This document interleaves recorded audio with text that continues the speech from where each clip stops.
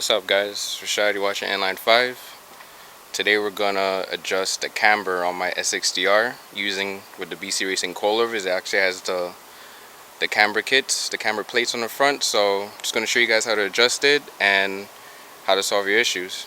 Check it out. So if you have BC Racing Coilovers for the S60R, you realize you have these nuts and the dial here. So basically with these nuts or these pieces, you could adjust the camber. And basically to adjust the camber, what you're doing is moving, either making the tire lean inwards or make it point outwards.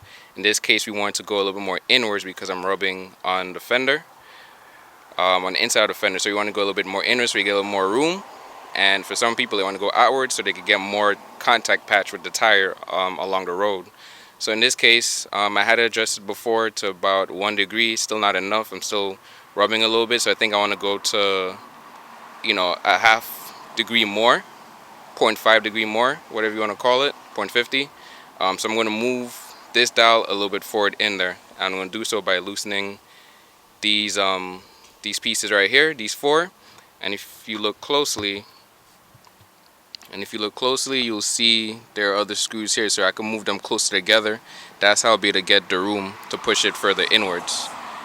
So before you start, you want to make sure the car is jacked up off the ground. Alright guys, also as a side note, as you're adjusting the screws, you may want to put a jack underneath the tire for support, or have somebody, or take off the tire, take off the wheel, or have somebody supporting it. Because if you get too generous and you unscrew these too much, it's just going to pop out, and basically the top is just going to drop down. The whole weight, gravity will take care of it and just drop it down. And then you're going to have to try to lift it back up and get it back into the holes, which is a lot more of a hassle. And it helps also as well when you're trying to get it at the right setting, the right spec, that it's not constantly moving under the force of gravity. So just put some support underneath it, a jack, something, and make your life a lot easier.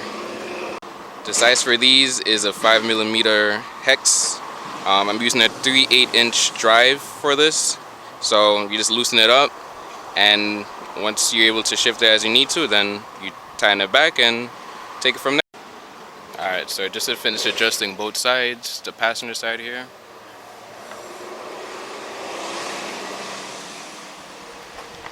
And the driver's side right here. Now it's just to drop it down, see how it looks, and just double check, make sure everything is good with it. And obviously take it for a test drive, see if you get any rubs, if how it feels, whatever the case may be, just so you know everything's okay or if something's wrong. Alright? Yep, so I hope you guys enjoyed the video. Hope you guys found it helpful. It's a pretty simple job as long as you pay attention to what you're doing and you just take your time.